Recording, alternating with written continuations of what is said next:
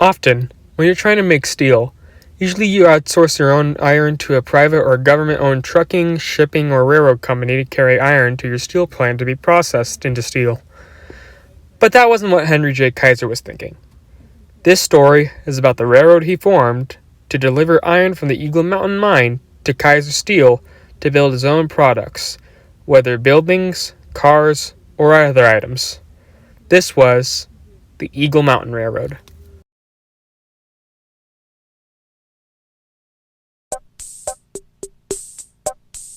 僕の子犬がいなくなった。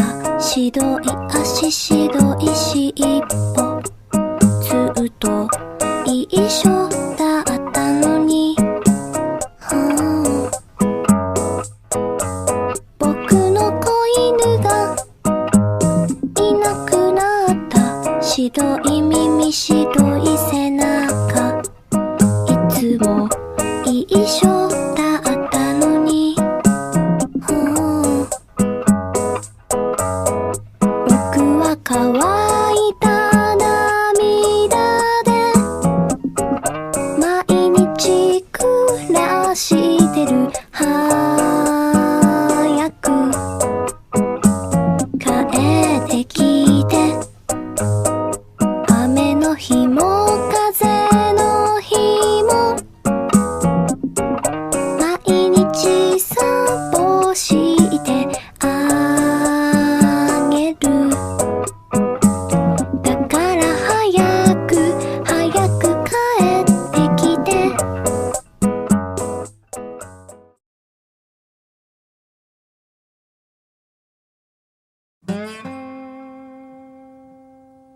Before we can talk about the railroad, we must acknowledge Kaiser Steel first. Kaiser Steel was formed in 1941 by Henry J. Kaiser of Sprout Brook, New York.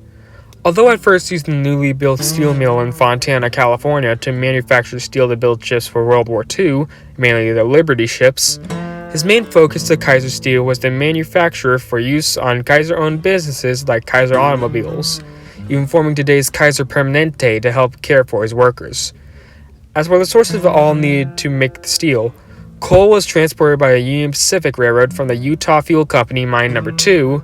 Limestone from Cushenberry, California was purchased by Kaiser and transported to Fontana via the AT&SF. And at first, the iron ore came from the Vulcan mine near Kelso, California, also transported by the UP. However, the Vulcan mine's ore deposits did not satisfy Kaiser's needs. So in 1944, he purchased the Eagle Mountain deposit from the Southern Pacific and began development of the Eagle Mountain mine as World War II subsided. However, there's just one small issue. How is he going to get the ore all the way to Fontana when there weren't any significant connections to the mine? Well, Kaiser's solution was to simply make one. Beginning in August 1947, 52 miles of track between the Eagle Mountain Mine and Ferrum, California were laid, being completed nearly a year later in July of 1948, with the first ore loads rolling to the SP interchange point at Ferrum in the next month.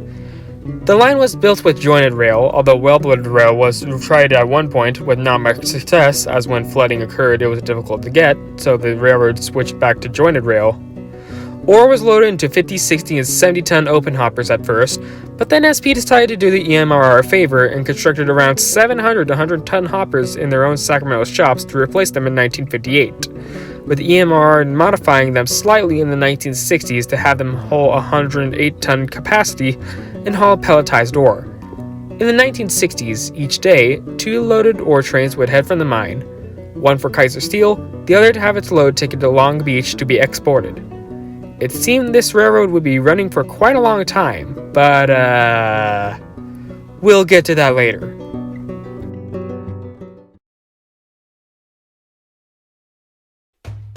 We start off in the small town of Ferrum, California, and interchange with the Southern Pacific on what is now UP's Yuma subdivision. Almost immediately after entering EMR, track is just Last Chance Hill, where trains encounter a 2% grade. The next remarkable marks on the line are the Coachella Canal Bridge, Salt Bend Curve, and the 2 horseshoe curves with the Salt Creek Wash Bridge being between them. The original bridge was wooden until it caught fire and burned. A small siding was also here for gravel loading during the line's construction.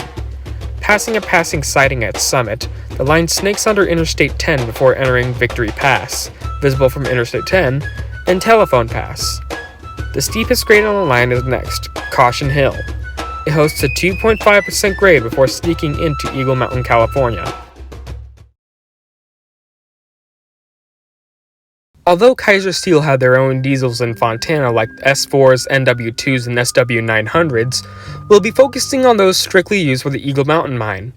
In 1948, when the line was built, the railroad received two 1,500 horsepower DRS 66 1500s from the Baldwin Locomotive Works, numbered 1010A and 1010B.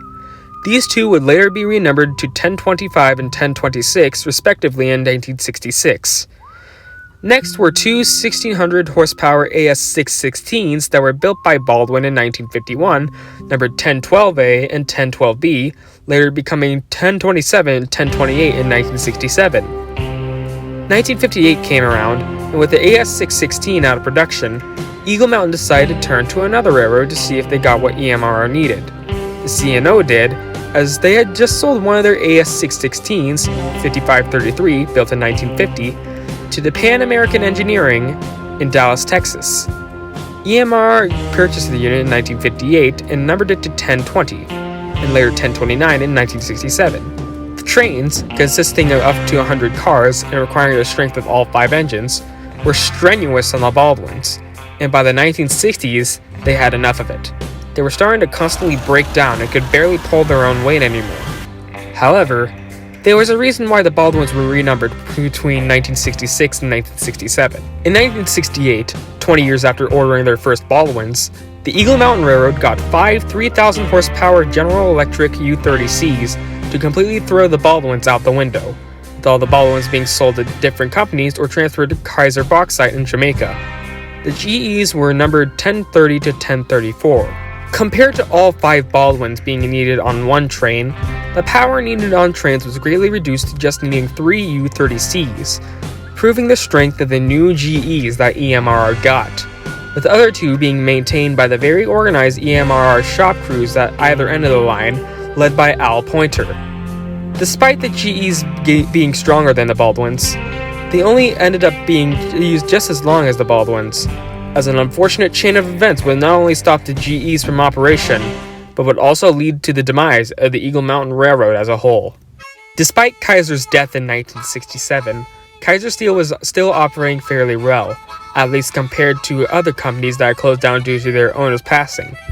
In the 1960s and 80s, a few movies, most notably 1986's Tough Guys starring Southern Pacific 4449, were filmed on the specific portions of the EMRR right-of-way, with the U-30s helping fetch water for the engine whenever it was starting to run out in the desert heat.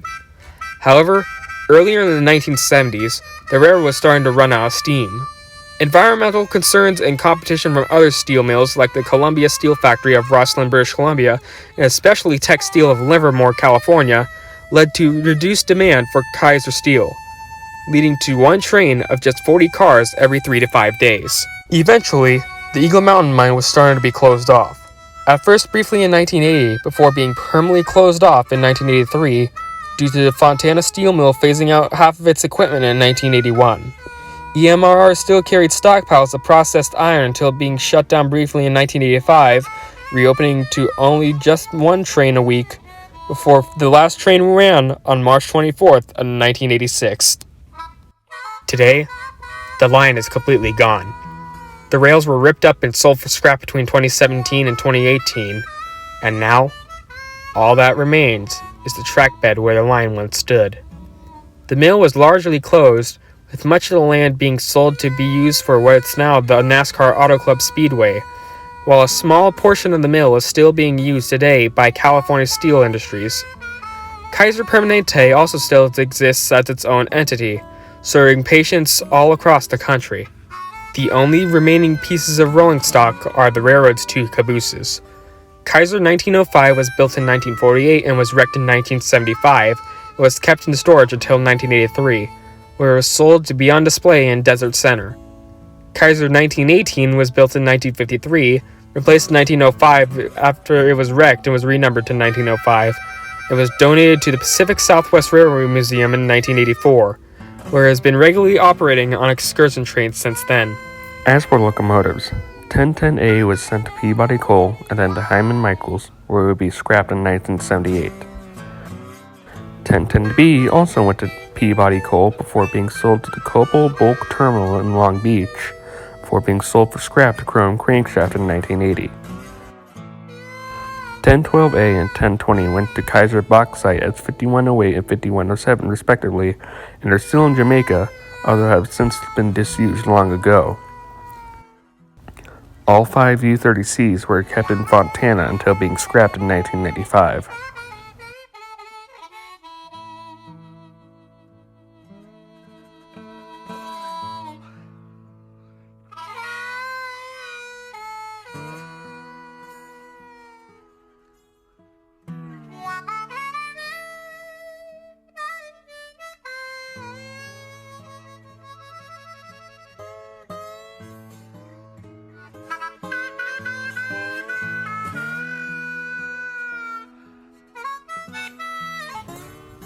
Ten 12B is the only surviving Kaiser steel engine still being used in revenue service. It was sold to Rainier numbered 14 before returning back to California as Trona Railway 54. It would then be sold to Johnston Terminal before being sent to the East Coast to SMS Rail Lines of Logan Township, New Jersey. As of April 2023, 554 is currently being brought back to operating condition.